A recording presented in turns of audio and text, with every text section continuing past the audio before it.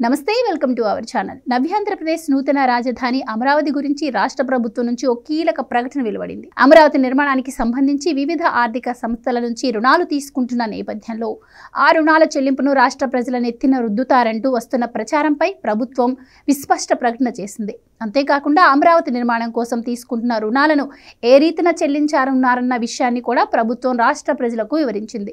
వెరసి అమరావతి అప్పుల భారం తమపై పడదన్న భావనతో పాటు అమరావతి నిర్మాణంపై ప్రభుత్వం అనుసరిస్తున్న వైఖరి ఏంటన్న దానిపై ప్రజలకు పూర్తిగా క్లారిటీ వచ్చిందనే చెప్పాలి. ఇక అంతేకాకుండా అమరావతి నిర్మాణంపై విపక్ష వైసీపీ చేస్తున్న ప్రచారం అంతా దుష్ప్రచారం అన్న విషయం కూడా ప్రజలకు అర్థమైపోయిందన్న వాదనలు వినిపిస్తున్నాయి.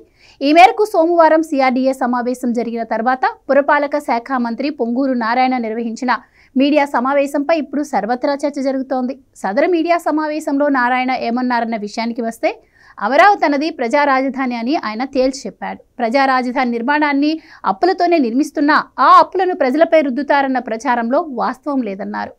అమరావతి నిర్మాణానికి భూములు ఇచ్చిన రైతులకు ప్లాట్లు, ఇతరత్ర హామీలను అమలు చేసిన తర్వాత మిగిలిన భూములను అమ్మడం ద్వారా వచ్చే నిధులతో రుణాలు చెల్లిస్తామని ఆయన చెప్పారు. అంతేకాకుండా అమరావతి నిర్మాణం పూర్తయిన తర్వాత రాజధాని ప్రాంతం నుంచి వచ్చే ఆదాయంతో కూడా అప్పులు తీర్చుతామని ఆయన వెల్లడించారు. ఇక అమరావతితో పాటుగా రాష్ట్రంలోని 26 జిల్లాలను సమప్రాధాన్యం ఇస్తూనే అన్ని జిల్లాలను, తద్వారా రాష్ట్రంలోని అన్ని ప్రాంతాలను సమానంగా అభివృద్ధి చేస్తామన్నారు. ఇందులో భాగంగా ఇప్పటికే తమ ప్రభుత్వం పలు కీలక చర్యలను చేపట్టిన విషయాన్ని కూడా ఆయన వివరించారు. రాష్ట్రానికి వస్తున్న టీసీఎస్, గూగుల్లను విశాఖలో తమ కేంద్రాలను ఏర్పాటు చేసేలా ఒప్పించామన్నారు. ఇక కర్నూలు లాంటి ప్రాంతాల్లో డ్రోన్ హబ్ ఏర్పాటు చేస్తున్నామన్నారు.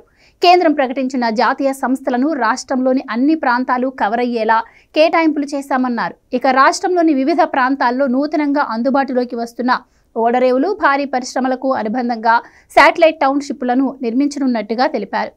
ఈ టౌన్షిప్ల నిర్మాణం కోసం అవసరమయ్యే భూములను కూడా అమరావతి మాదిరిగానే రైతుల నుంచే సేకరిస్తామన్నారు.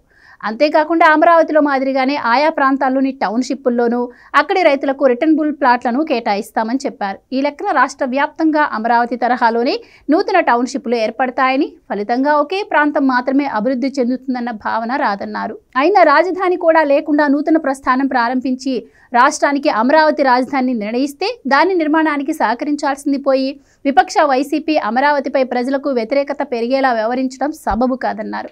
వైసీపీ ఎన్ని అవాస్తవాలను చెప్పినా నమ్మే పరిస్థితుల్లో ప్రజలు లేరన్న వాస్తవాన్ని ఆ పార్టీ నేతలు గుర్తిస్తే మంచిదని నారాయణ సెటైర్లు సంధించారు.